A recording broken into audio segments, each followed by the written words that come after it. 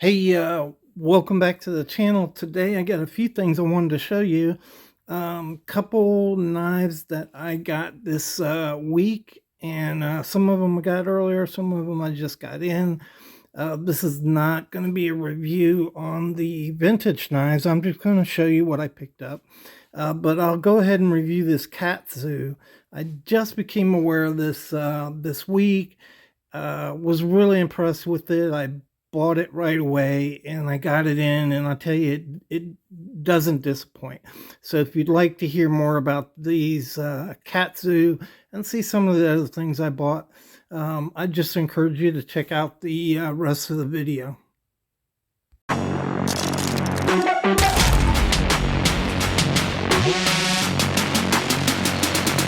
All right, welcome back to the Fortified Castle. Hi to all my viewers. Pretty excited. I'm excited about this Katsu. I'm probably mispronouncing that, but I'm excited about that knife. I'm excited about this knife. I'm excited about this knife. And earlier this week, I got this in, which I ordered last week. I already did the video on this. So great week for knives, and I'm just so excited to show you this knife, man. So without further ado, we'll just jump right into it. Okay, so first I ordered some new bandanas offline. These are really cool looking bandanas. They were only like $9, and I was pretty excited about getting these. It said made in America, and when I got these said made in China. So I'm disappointed about that, because I really wanted to buy American. But they're cool, you know, they're really cool. I'm going to enjoy them, and I'll show these in videos, and that's pretty cool. So I got this knife. It is a case 55 pattern. These are really scarce knives. The 55 pattern, it's an equal in jack pattern, and this thing had some rust on it. It's got a broken tip on it, but worst case scenario, I can send that case for a new tip, but I'm going to try to put a tip on there, weld the tip onto it, and that way I preserve the case XX branding on this knife. But good. Even with the rust on this knife, I'm cleaning it. I haven't cleaned it yet. You can hear the action, and it's good solid snap on this. Otherwise, the knife is in pretty good shape. There's a little bit of rust here, so I'm not going to do a review. I'm going to clean this up, and then I'll show it to you guys at a later date. But I paid $20 for it, so like I said, it's hard to find these.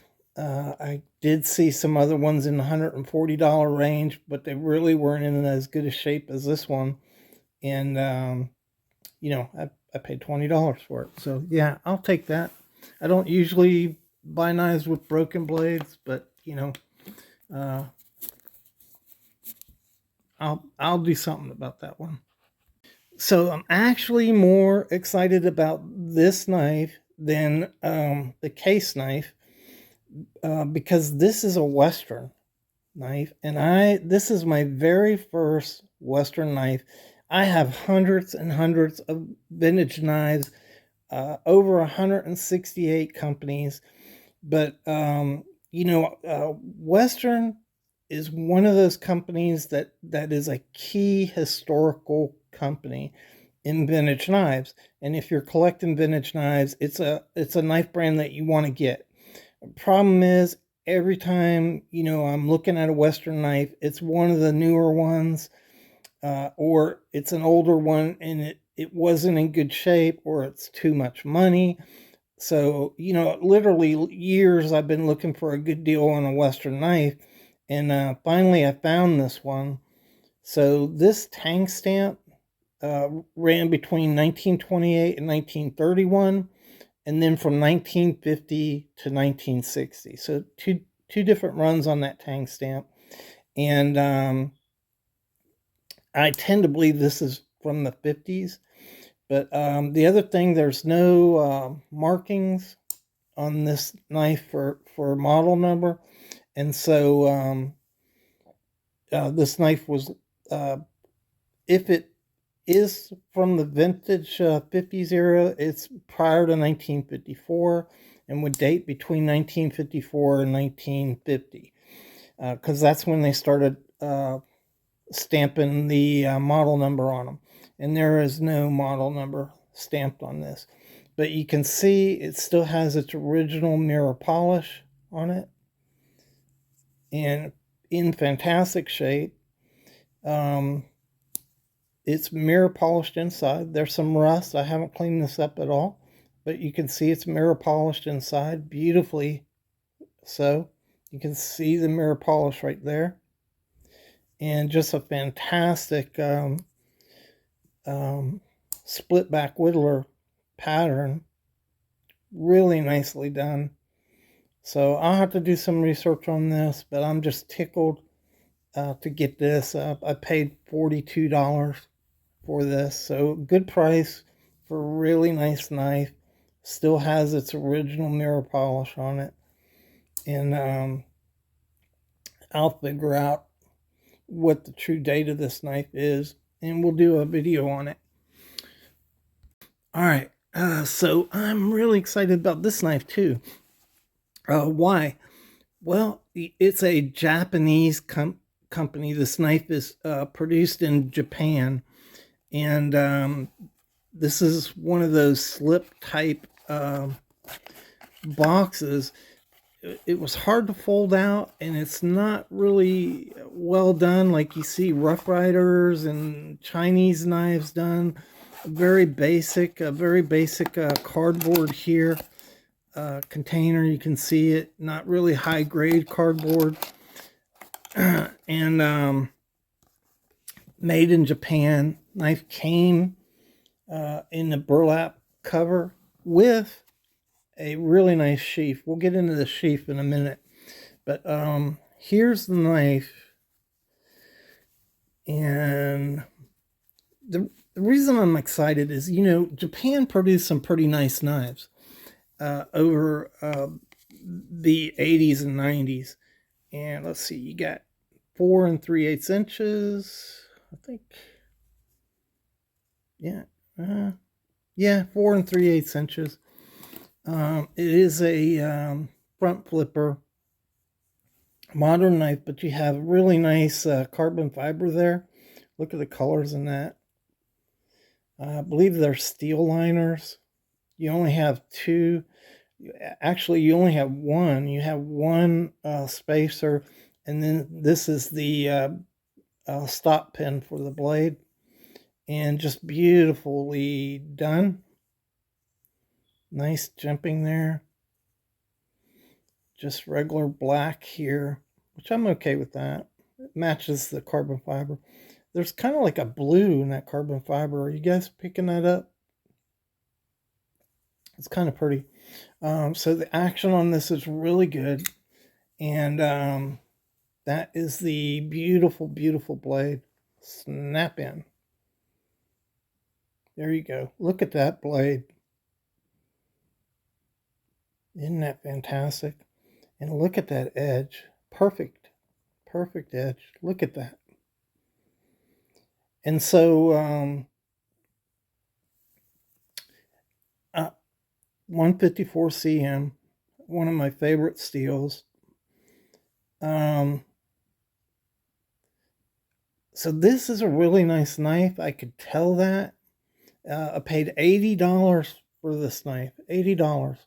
Made in Japan, carbon fiber, 154 CM steel. And I'm just glad to see Japan jumping back into the game, because they make a fantastic knife, and it's not Chinese. So if you never heard of these, really nice knife. It has not disappointed me. I've only had it for a few minutes, and I jumped right into a video. You can see the lockup there. It is about 50%. Nice lockup on a liner lock. Everything is really nicely done on this knife. Look at drop action on it. Just closes. Let's try that again.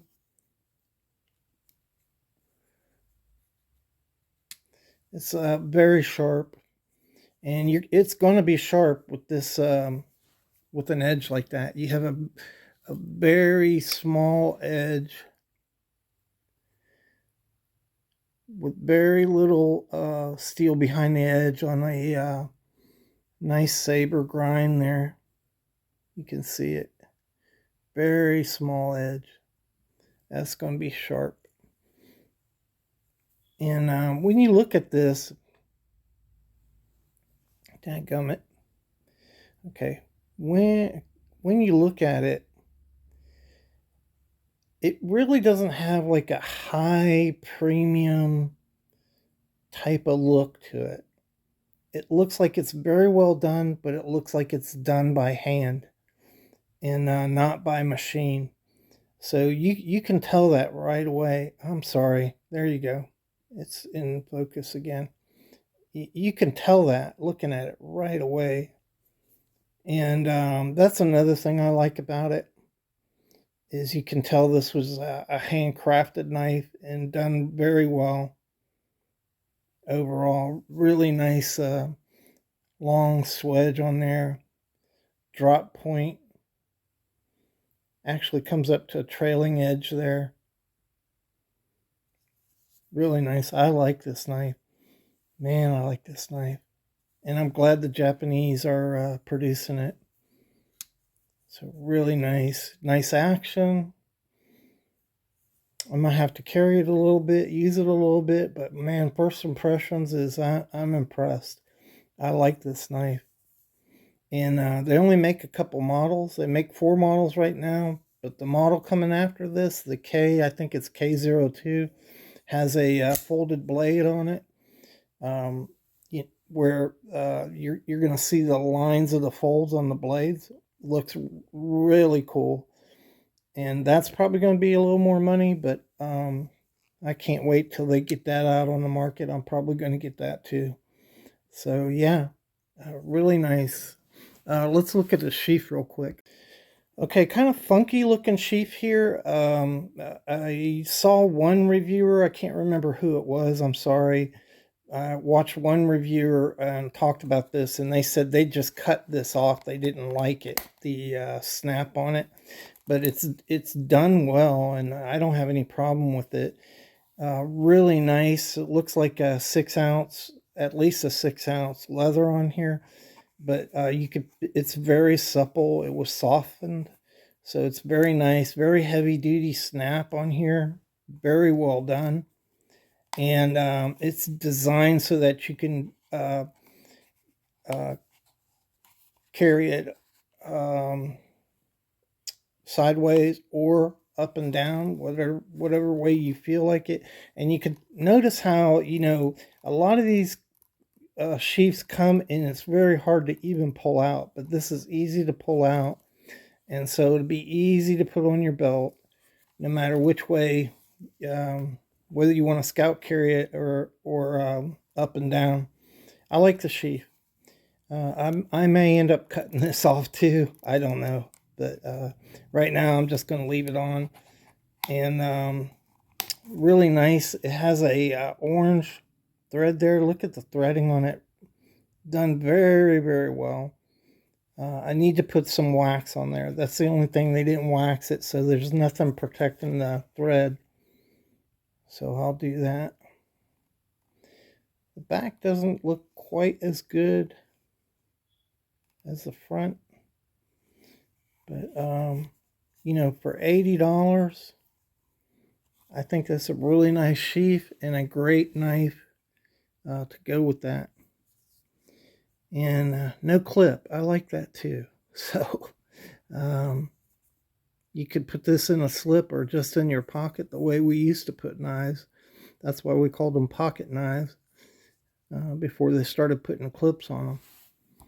Man, really, really nice knife. This is easy to actuate. I'm older. Like a lot of guys, we don't have the dexterity to do this front flippers very well, but this is easy to actuate, and you have to be careful here because easy to cut yourself with that drop shut. I'm not sure what that's rolling on. I think it's caged bearings because I don't see any phosphor bronze bearings in it. But yeah, really nice knife. Just excited to get that for the price. $80, man. 154 cm steel. That's phenomenal. Okay, I hope you guys enjoyed the video. We'll get these in the works, but I'm really excited about having my first Western knife. Platts was a very historical person in vintage knives, and he's who founded Western Knives back in 1911. So thanks for watching the video. Thanks for supporting me and putting up with my silly enthusiasm. Man, I just love knives. Okay, have a great weekend, and I really appreciate y'all.